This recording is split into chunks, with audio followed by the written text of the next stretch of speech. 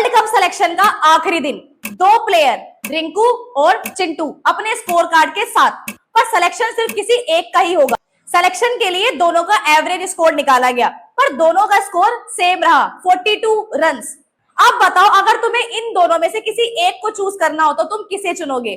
तो ऐसी कंडीशन में सही डिसीजन के लिए यूज होते हैं बेसिक मैथ के कॉन्सेप्ट मीन, मोड और मीडियन। तो आज की वीडियो को शुरू करते हैं बिल्कुल ही बेसिक से। तो सबसे पहले समझते हैं मीन को।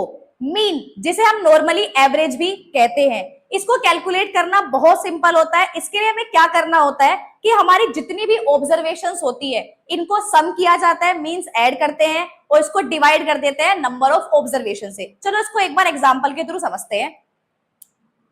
तो मीन का फॉर्मूला मैंने क्या बताया कि मीन का मतलब क्या होता है? Sum of all observations divide by number of observations. तो देखो इसमें क्या करेंगे हम। सबसे पहले हमें सारी ऑब्जर्वेशन देखनी है। ऑब्जर्वेशन मतलब कि जो हमें डाटा अवेलेबल होता है वो होती है हमारी ऑब्जर्वेशन। उसको हमें सम करना है, मतलब प्लस करना है। यहाँ पर हमारे पास स्कोर्स है तो हम इन सबको क्या कर रहे हैं, पहले प्लस करते हैं। क्या क्या स्कोर है? 40 प्लस 42, इसका सम किसके साथ करेंगे? 45, देन फिर क्या आएगा 38 और फिर क्या आएगा 45। ये हो गई हमारी सारी ऑब्जर्वेशन का सम। अब हमें क्या करना है, इसको डिवाइड किससे करना है? नंबर ऑफ ऑब्जर्वेशन से। नंबर ऑफ ऑब्जर्वेशन का क्या मतलब होता है? ये गिनो कितनी ऑब्जर्वेशन है, 1 2 3 4 5, इसको बोलते हैं नंबर ऑफ ऑब्जर्वेशन। तो कितनी ऑब्जर्वेशन है टोटल हमारे पास? 5। अब हम इनको ऐड करेंगे। ऐड करने पर क्या आएगा हमारा? 210। जब मैंने इसको डिवाइड किया 5 से तब मेरा आंसर क्या आया? 42। तो इस तरीके से हमें एवरेज कैलकुलेट करना होता है। अब प्लेयर बी चिंटू का एवरेज स्कोर तुम कैलकुलेट करके कमेंट बॉक्स में बताओगे। तो हमने मीन कैसे कैलकुलेट करते हैं ये सीख लिया है, पर कुछ क्वेश्चंस में क्या होता है कि हमें पहले से ही मीन गिवन होता है और वहां पे हमें एक अननोन ऑब्जर्वेशन को कैलकुलेट करना होता है। तो हम इस क्वेश्चन को भी एक बार समझते हैं कैसे करते हैं। जब भी हम ऐसे क्वेश्चंस को अटेम्प्ट करते हैं तो सबसे पहले हमें ये देखना होता है कि हमारा फॉर्मूला क्या था और कौन सी वैल्यूज गिवन है और कौन सी वैल्यूज फाइंड करनी है। तो सबसे पहले हम मीन को लिखेंगे। मीन कितना दिया गया है? 2, तो हमने 2 लिख दिया। इज इक्वल टू का साइन लगाएंगे। ऊपर हमें सारी ऑब्जर्वेशन का सम्स करना है, तो हम भी क्या करेंगे, सारी ऑब्जर्वेशन को ऐड कर देते हैं। 0 प्लस 1 प्लस 2 प्लस, यहाँ पर एक्स है तो उसको एक्स लिखेंगे, प्लस 4। ये हमने सारी ऑब्जर्वेशन लिख दी।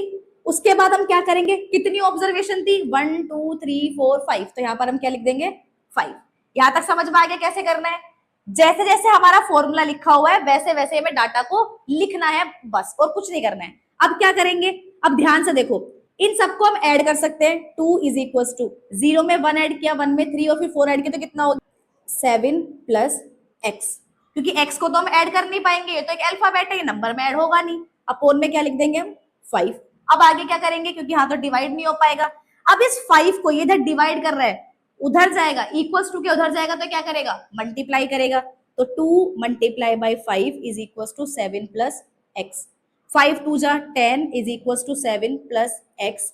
अब क्या करना है, इधर ये x क्या कर रहा है? प्लस कर रहा है। 7 x के साथ क्या कर रहा है? प्लस कर रहा है। उधर जाएगा तो क्या करेगा? माइनस। तो 10 minus 7 is equals to x। तो कितनी वैल्यू आ गई x की? 3। तो वो हमारी अननोन वैल्यू क्या थी? 3। तो हमने मीन के दोनों टाइप के क्वेश्चन समझ लिए कि डाटा दिया हो तो एवरेज कैसे निकालेंगे और एवरेज गिवन हो तो किसी मिसिंग वैल्यू को कैसे निकालेंगे।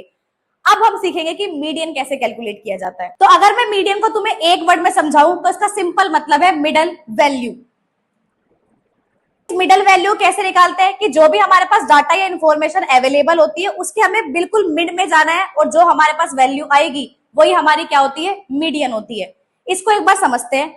जैसे ये रिंकू का स्कोर था तो हमें इसकी क्या निकालनी है? मीडियन निकालनी है। बस मीडियन निकालने से पहले एक चीज का ध्यान रखना होता है कि जो भी हमारी इंफॉर्मेशन है उसको हमें असेंडिंग ऑर्डर में अरेंज करना है। मींस सबसे पहले छोटे नंबर लिखना है, फिर धीरे धीरे धीरे धीरे बड़ी वैल्यूज को लिखना है। देखो कैसे, यहाँ पर सबसे कम स्कोर क्या रहा है? 38, तो पहले हम लिखेंगे 38। उससे बड़ा नंबर क्या है? 40, तो फिर हम लिखेंगे 40। उसके बाद क्या होगा? 42। उसके बाद क्या होगा? 45। और 45 दोबारा से रिपीट हो रहा है तो हम भी इसको दोबारा से लिखेंगे। यहाँ पर मीडियन कैसे निकालना है? तो सिंपली क्या करना होगा तुम्हें, एक वैल्यू को राइट साइड से हटाओ और एक वैल्यू को लेफ्ट साइड से रिमूव कर दो। जैसे कि यहाँ से 38, यहाँ से 45, यहाँ से 40, यहाँ से 45। अब क्या बच गया हमारे पास 42, तो यही हमारा क्या हो जाएगा मीडियन। सेम ऐसे ही अगर तुम चिंटू के स्कोर को देखोगे तो यहाँ पर अगर हमें मीडियन निकालना है तो क्या करेंगे, पहले इसको असेंडिंग ऑर्डर में अरेंज करते हैं। सबसे छोटी वैल्यू क्या है 0, फिर क्या आएगा 5, फिर अगेन क्या आएगा 5, फिर क्या है 100 और देन क्या है हमारे पास 100। अब यहाँ पर भी ऐसे करते हैं, यहां से 0, यहां से 100, 5, 100, अब हमारे पास लास्ट में क्या बचा 5, तो ये हमारा क्या हो जाएगा मीडियन। मीडियन तुम्हें बिल्कुल समझ में आ गया होगा। अब हम समझते हैं लास्ट वैल्यू मोड। मोड का मतलब होता है सबसे ज्यादा बार आने वाली वैल्यू। तो जो भी तुम्हारे डाटा में सबसे ज्यादा जो रिपीट होता है वही क्या होता है मोड होता है। तो मोड क्या होता है मोस्ट फ्रीक्वेंट वैल्यू। तो अगर मैं रिंकू के स्कोर को देखूं तो यहां पर सबसे ज्यादा बार आने वाली क्या वैल्यू रही है 45, 45, एक ही नंबर है 45 जो 2 बार रिपीट हुआ था। तो अगर मैं रिंकू का देखूं तो रिंकू का मोड क्या रहा है 45। सेम ऐसे ही अगर मैं किसकी बात करूं चिंटू के स्कोर की, तो चिंटू ने क्या किया है 2 बार उसने 100 स्कोर किया है और 2 ही बार क्या किया है 5 स्कोर किया है। तो यहां पर हमारा मोड क्या होगा, यहां पर हमारा मोड होगा 105 बोथ। हाँ ऐसा भी हो सकता है कि मोड जो है वो एक से ज्यादा भी हो सकते हैं एक डाटा के अंदर। तो मुझे पूरी उम्मीद है कि तुम्हें मीन मोड और मीडियन के कॉन्सेप्ट बिल्कुल क्लियर हो गए होंगे। मीन में हमें कुछ नहीं करना होता है, सारी ऑब्जर्वेशन को सम करना है और डिवाइड कर देना नंबर ऑफ ऑब्जर्वेशन से। मीडियन का सिंपल मतलब होता है जो मिडल में वैल्यू होती है वही हमारा मीडियन होता है। और मोड क्या होता है सबसे ज्यादा बार रिपीट होने वाली वैल्यू को हम मोड कहते हैं।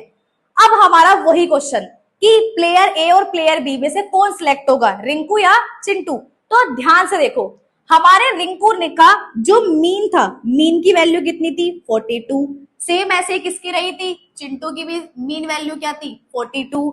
हमारा जो मीडियन रहा, मीडियन क्या रहा रिंकू के केस में मीडियन कितना आया था 42 और चिंटू के केस में हमारा मीडियन कितना आया था 5।